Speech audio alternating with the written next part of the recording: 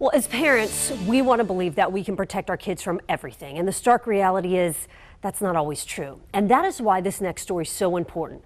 It shines a light on a karate federation with dozens of studios across the First Coast and a history of crimes against children. And as you're about to see in this First Coast News investigation, the namesake of the federation, Grandmaster Pack, says that he has no authority to have the studios bearing his name implement child protection policies. Richard Fothery, Gerald Ballou, and Thomas Airy are all former PAX karate instructors convicted of crimes against children. All of them were part of the same Jacksonville-based federation and PAX Karate Academy system led by this man, Grandmaster Songki Pak.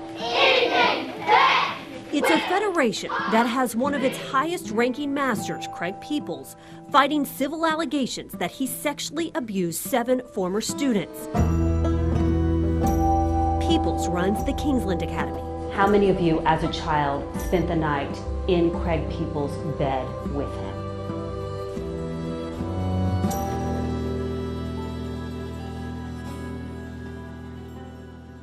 5 of the 7 men spoke to us in 2015 after accusing him of using PAX Karate and his position of trust to molest and sexually abuse them over a period of many years. Once you're aware of something, then I think that you're responsible at that point in time. Martial arts were Ernie Johnson's life. The 7th-degree black belt opened PAX Karate School in Mandarin in the 1980s. He sold his school in 2015.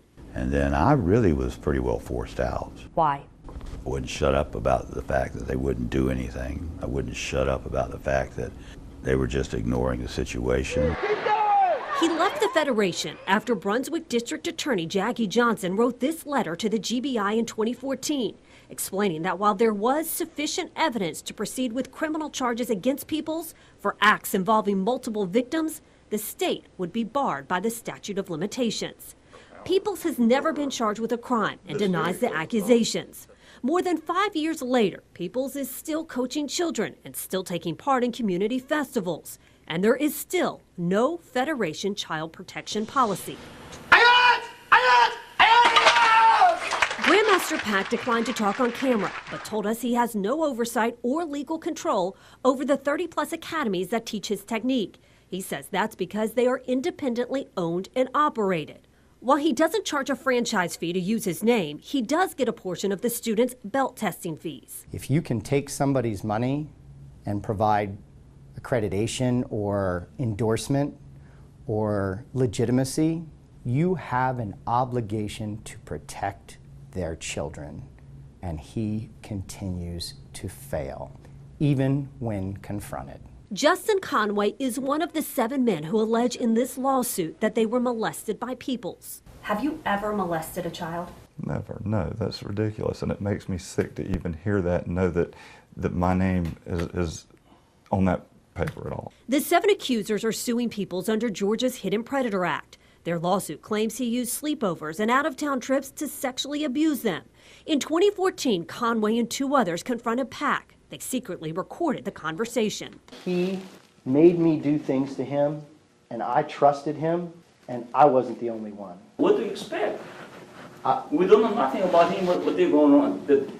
Well, you have somebody right now, 3 people standing in front of you. And we're hearing Peoples questioned by a GBI investigator. Like I said, a handful of people, some that don't even communicate with each other at this point anymore, have all come forward saying things have happened to them at your hands, your direction. So I why? would like to know who. I don't know why. I'm not going to sit here and list Okay, the victims. Because do I believe them? Yes. Anybody. A psychologist who evaluated all 7 accusers wrote in this report filed with the court that Peoples displays characteristics and behavior consistent with that of a child molester who is at significantly higher risk for reoffending. While the civil suit is still making its way through the court system, Peoples is facing another lawsuit that also names PAC and the Federation. It was filed by the parents of a former student who was 8 when Thomas Airy, an instructor at Peoples Karate School in Kingsland, started molesting her. That suit alleges Peoples and PAX Karate failed to implement even the most basic institutional safeguards, which could have prevented the devastating sexual abuse against their daughter. Aerie was convicted of child molestation in 2015. Peoples calls the allegations against him and Pax Karate unfounded. How many instructors have to be arrested and sent to jail before something's done? Nancy Hogshead-Makar, a civil rights attorney, gold medal Olympic swimmer, and CEO of Champion Women, has become one of the nation's preeminent advocates for protecting athletes from abuse. Learn from it. She says Pax is an object lesson in community complacency, and that, she says, needs to change. Unreasonable for a family not to take this seriously when you have 7 men coming forward as adults to say that they were abused as a child. You really need to take that seriously. They've failed over and over and over again. Even after allegations have come to light, even after instructors have gone to jail for offenses of raping children, they still allow instructors with allegations to be around other children. Now, ICE has confirmed that its Homeland Security Investigations Division is actively investigating Craig Peoples as it looks into crimes that cross borders. Peoples said that he, quote, spent a career building a strong reputation, and they, as an organized group of 7, have attempted to destroy everything we've accomplished. He went on to say that what you see in the Me Too movement is people coming forward once these types of allegations are made. That has not happened, and that speaks volumes about the allegations.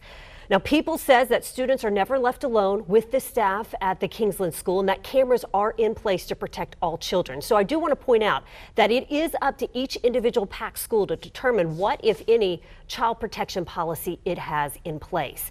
Now, Pax Karate Mandarin, one of the biggest schools in the Federation, invited me to tour their facility, and they explained all the steps that they take to train instructors on how to keep kids safe.